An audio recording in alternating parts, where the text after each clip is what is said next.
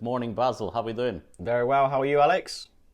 I'm good, sir. I'm good. So yeah, what amazing film do we have this week? Well, we've got a film called Nope, which is Jordan Peele's latest film. And actually, this one is not too bad of a watch, actually, similar to his others. It's got some good bits of humour and kind of leaves you with a strange sort of vibe right from the get-go, which I think we've grown to be accustomed to with this director. But we'll roll a clip to give you a bit of an idea of what it's all about and come back to it. Nailed it on the head with the Jordan Peele film. But yeah, let's watch the quick clip. Yeah.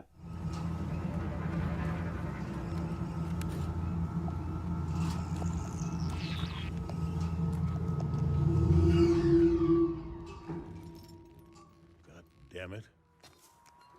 Thought I told you to fix the damn walker.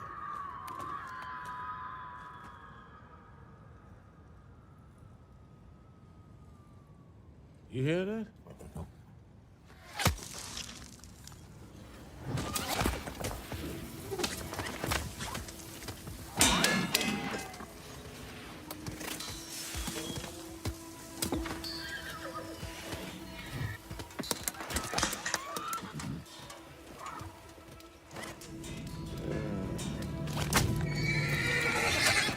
Hot!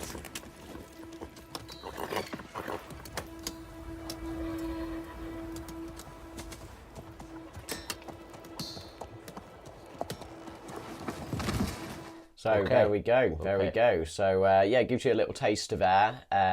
So this is the life of the father and the son, which are on this like big ranch in the middle of America. Huge. That's one of the things about the film that's quite good. Is just this huge, gaping landscape of I want to say Texas. I'm not even sure if it's ever mentioned. No, it's somewhere outside Hollywood. Because remember, they're working on renting their horse farm. They're literally using the horses on movie sets. Yeah. Yes, that's the business, isn't it? Which I imagine is maybe a bit of a failing business for gathering from the struggles with it at the start. Yeah. But yeah, that's the intro, and then obviously you have the main character. His sister gets introduced quite early on, and it's kind of a story of them two, who have suspected that there is something following them, something stalking them, something in the sky, and it's their quest to capture this said thing. But it's a bit harder. It's easier said than done because electronics can't be used, can they, Alex? Correct. Oh yeah, that's a big element of it. Yeah. So whenever this thing appears, you can't use everything.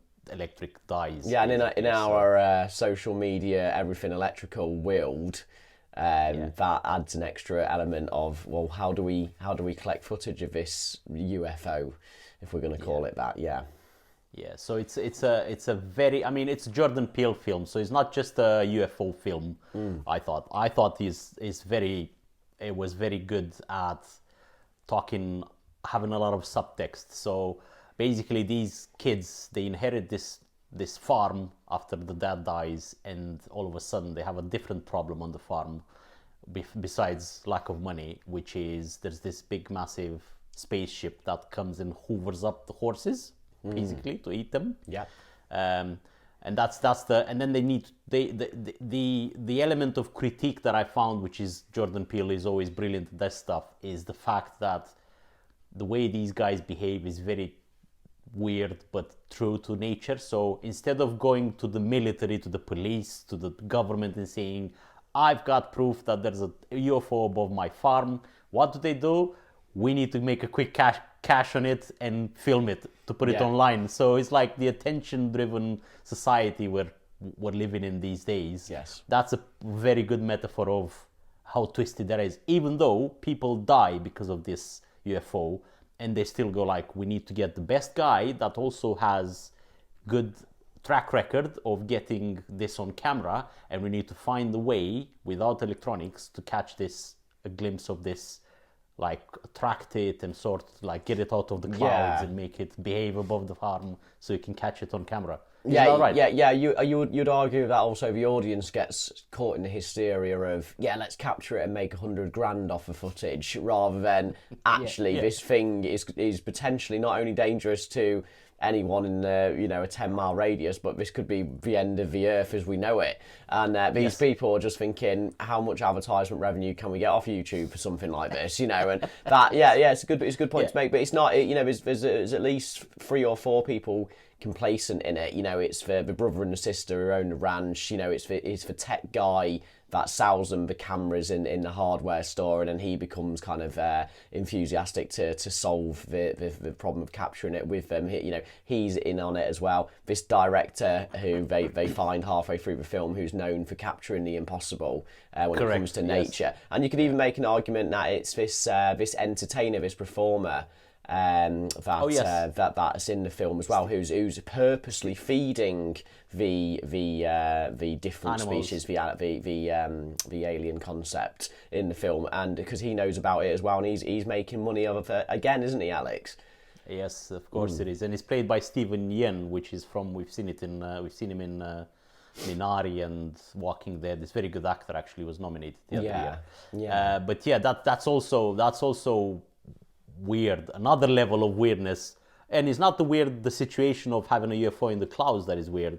It's the reaction of the people that is weird to the situation, to the weird situation. And it's just so funny because it's like, it has moments of humor, by the way, but it's funny because in a way of like a black comedy type of funny. It's like, why are these people not going to the authorities to literally reveal this to the world, and then they'll deal with it? But when you actually sit back and realise that the storyline as a whole, you think, well, actually, is that how you would react? And it's probably not, is it? You know what I mean? Especially after what happens in the film, without giving any away. There's many hurdles in the film where Absolutely. I think as a normal person, well, whatever that is, you would go, actually, We'll put you off. maybe we should give up on this partaking of just trying to capture a picture or two, and actually maybe try and sort of work out how to end this organism, which seems really dangerous to humanity.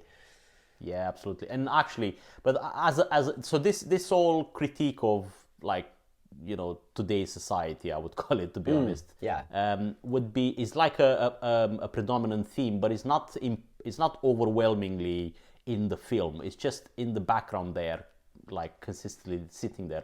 But what actually makes this a really good film is the thriller, the intense moments of it. There's a lot of suspense. Really suspenseful moments, and Jordan Peele is really good at that. And that's reminded me of Us, his other film, that is a full-on thriller with a little bit of with a little bit of satire, and it's really, really scary. Yeah. And this has moments of that. So even if you watch it just for that, that will deliver, I believe. Don't you think? Yeah, definitely. And, one of the little gimmicks, one of the elements in this film is when this organism is hovering above them in the sky, when it's in the vicinity, not only do all the electrics stop working, but everything goes dormant in terms of, electrical whirring, or it would be lights or car engines or radios. So, silence in the film is used very well. And it just adds an extra creepiness because there's a lots of scenes of close up of people's eyes looking around, and it's completely silent, and you're thinking, when's a jump scare, but it doesn't come all the time, which is good, you know what I mean? And that's what he does well at, uses the suspense. So Jordan Peele's latest, not his best, it's not Get Out. I thought Get Out is much more I'd rate that much higher. more impactful. But that not to say anything negative to this film. I just think Get Out's maybe a superior film. It's Absolutely. what it is. Yeah. So it's called Nope. I watched it on Prime. Baz, where did you watch it? Yeah, I went with Google Play. Google Play, okay, and it's like I paid £5 for it. Me too. I keep finding these cheap ones. So yeah. Yeah, that's to rent though as well, isn't it? Because I think actually if you want to buy the whole thing, it's like 15, which is it's not for me, but it's to rent. Yeah, that's what I did. So yeah. Good. Nope, and I will see you. It's not Nope, but I will see you next week. I'll see you next week, Alex. Bye. Have a good one. See you later. Bye.